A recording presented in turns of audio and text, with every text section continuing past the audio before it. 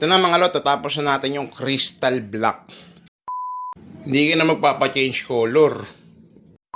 Nakita nyo naman yung napaka-konting powder na nilagay ko, di ba mga lot?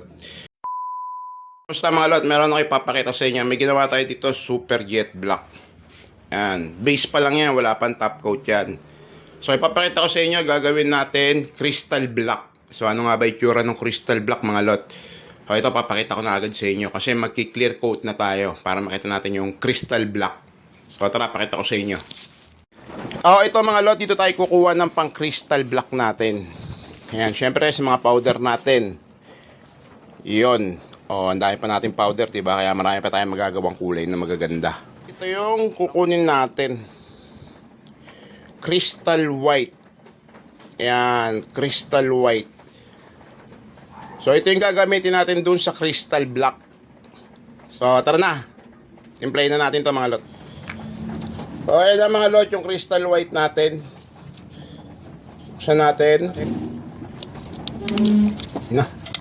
Tapos open natin yan. Kukuha lang tayo ng konti dyan mga lot. Yan. Konti pa. Yan. So yan, nakita nyo ba mga lot?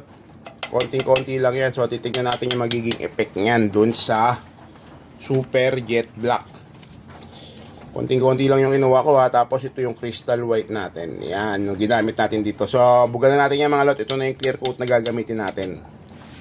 Ayun mga lot, gagamitin natin pang clear coat dun sa crystal black. Ito, si Luma Exodus natin. Yan. Ito gagamitin natin pang clear coat ngayon sa crystal black. Tapos syempre lalagyan natin yan ng flashlight natin. Iyon o. Diba? Ito luma. Ito luma. So tara, clear coat na tayo mga lot.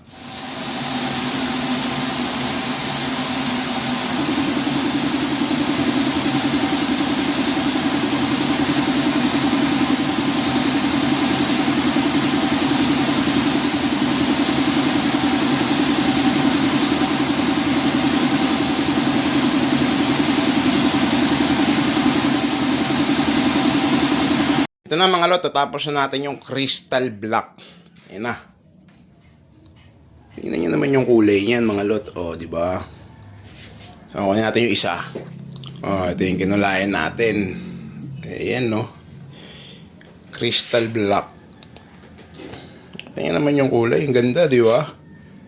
Hindi ka na magpapa-change color. Di ba? Ginamit ko yung black pala dito, yung super jet black. Tapos nakita nyo naman yung napaka-konting powder na nilagay ko, di ba mga lot? Nakita nyo yung epekto sa kahaw nung hinalo ko siya sa top coat. Ayun o. Ganda, di ba? Crystal black. Tapos check natin yung chongo. Ayun, yung chongo.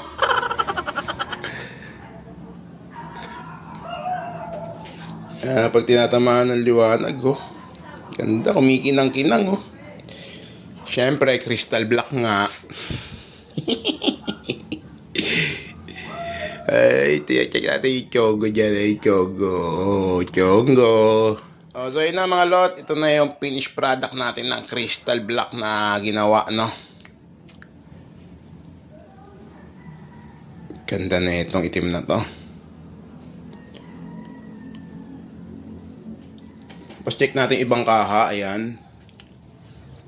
Ayan, no. Ito nyo naman yung chongo dyan, ayan, no, diba?